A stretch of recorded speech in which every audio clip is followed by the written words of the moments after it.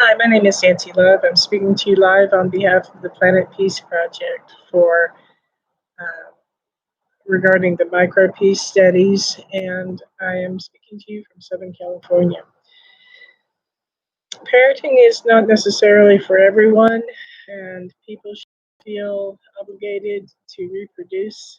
This is not a planet that can bear much more of a burden of humanity.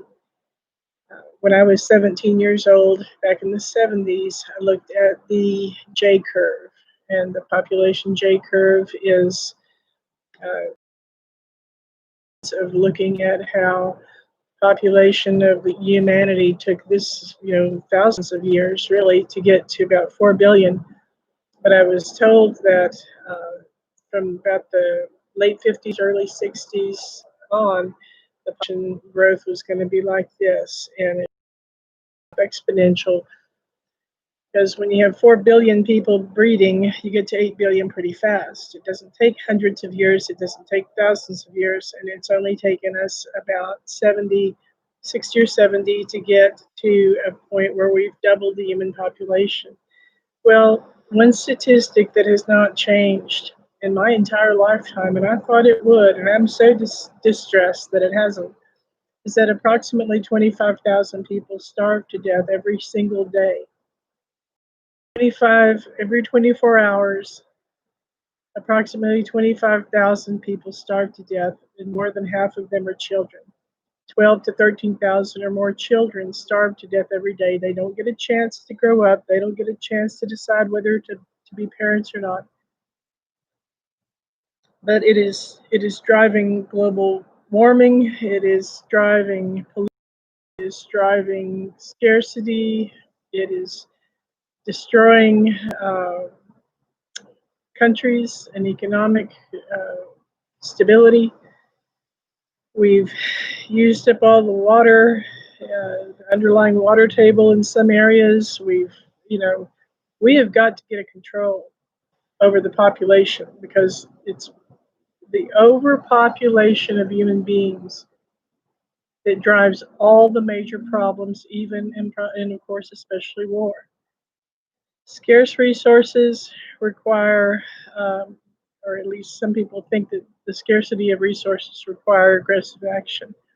And until we learn to grow up and show up on this planet and share and play nice, until nice with others, it's going to be something other than a really beautiful world.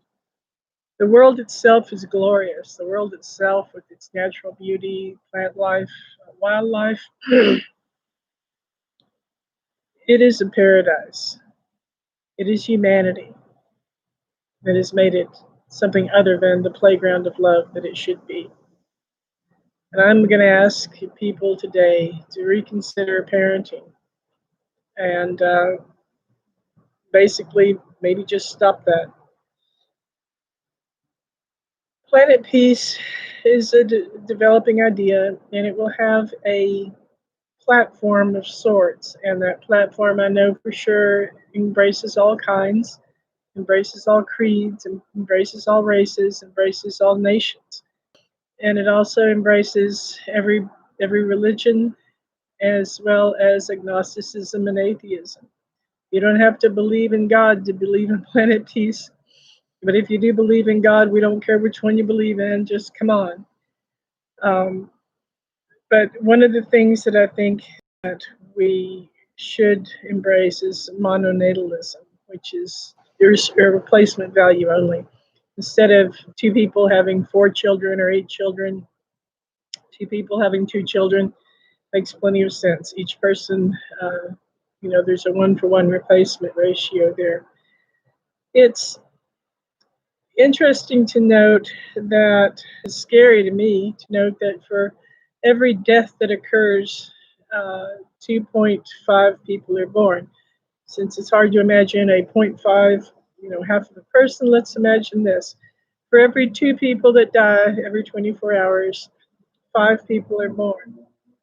So we're more than doubling the human population every single day. Two people die, well, from the standpoint of 2 people dying and 5 people being born, that ratio is not good. And on a stable world with stable environmental policies, stable economies, what we would have is a birth for every death.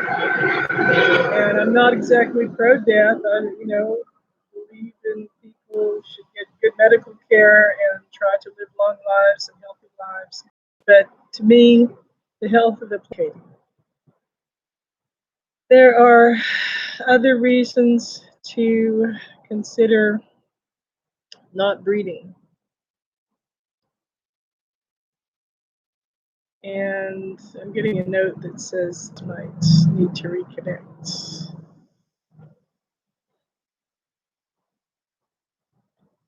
I don't know if I was still being broadcast in, but it said it wasn't.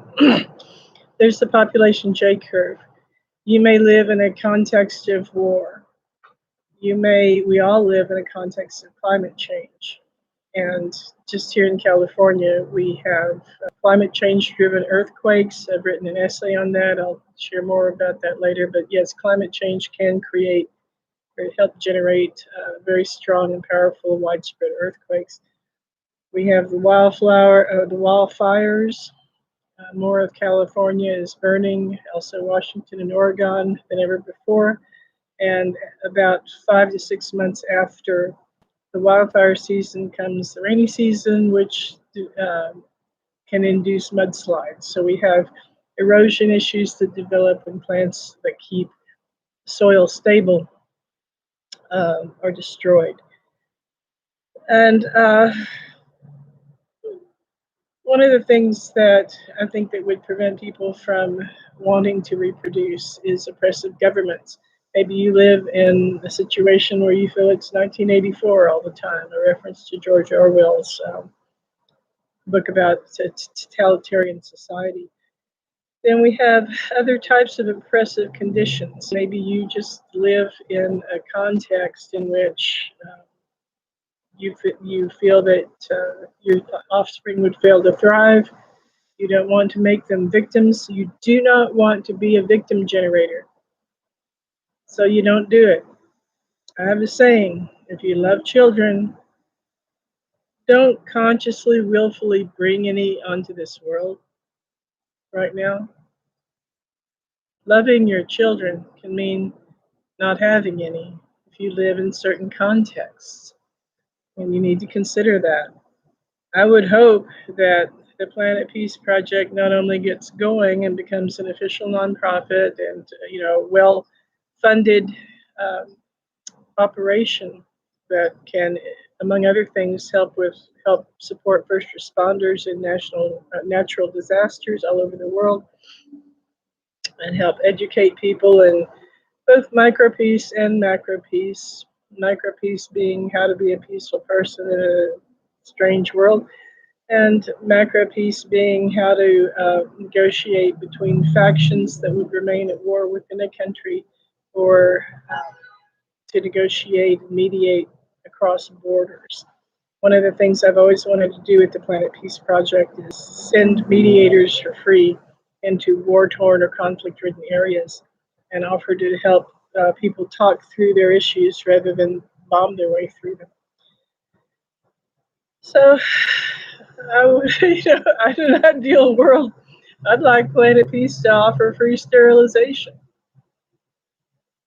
And anybody who wants to not breed would have a free way of doing it through the Planet Peace Project. And I know that's controversial. A person who wants to have children when their own lives or their own social context is unwholesome, that's controversial to me. So people need to just stop it. One of the things that I would go into is that specific individuals might not be the best at parenting for various reasons. One would be drug and alcohol addiction. If you need a chemical to get you through the day, whether that's antidepressants, whether that's psychotropics for things like organic brain syndromes, it could be alcohol, it could be pharmaceuticals that are prescribed by an unscrupulous doctor, overprescribed, then you don't need to be responsible for someone who's going to be completely dependent on you. If you've been diagnosed with various forms of personality disorders or organic brain syndromes, please don't really think you need to be imposing your issues on a completely innocent, vulnerable being. If you have criminal tendencies, criminal actions, or a criminal history, you don't need to go there. I did see a situation, I think it was last Christmas, where a 7-year-old boy was found to be, he's being used as a lookout for some criminal relatives of his. And he was being trained in methodologies of criminality when he was probably still in first grade. This cannot be. This should not be. There are people with obsessive compulsive disorder. One person, actually several people I know of, were the offspring of someone who stalked them all their lives. I think the person is dead now, the parent is dead now, but these people were tormented long after they grew up and moved away, and they even moved to other parts of the United States. But they were literally stalked by an obsessive parent who was hell-bent on controlling them, their lives, their situations, and they all suffered very horribly because they had an obsessive compulsive nutcase as a parent. Forgive me, but enough is enough. There's a person I spoke to in the spring that had been raised by a criminal, and he said that his father, here again, trained him in the means and ways of criminality very young, and imposed drugs on him, imposed things like tattoos on him, got him to cooperate and collaborate with in parents' crimes, and he blamed the situation of his own criminality on his upbringing. And I would say I do have compassion, and it was very, very insightful for me to hear why and how he got where he was at that point, which was recently released from prison for a very serious crime. But I'll have to say this, there's a difference between a reason and an excuse. So if you are blaming parents for your current context, you're yes, when you were very vulnerable, yes, when you were dependent, but there is a time when you have to take control over your own behavior and your own life and your own destiny. And that has to do with seeing what happened to you as a reason for a lot of things, but no longer using what happened to you in the past as an excuse for where you are today. You can and you must take control of your own destiny.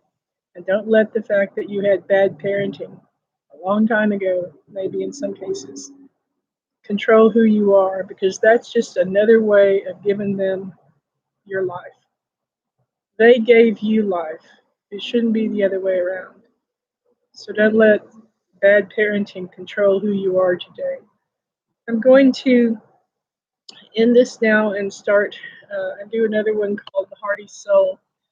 The concept of hardiness is relative to the kind of person who tends to survive really well bad parenting. And they tend to triumph even while they're still children in bad contexts. So if you want to study the concept of the hardy personality, hold on, because it's coming up next. Thank you.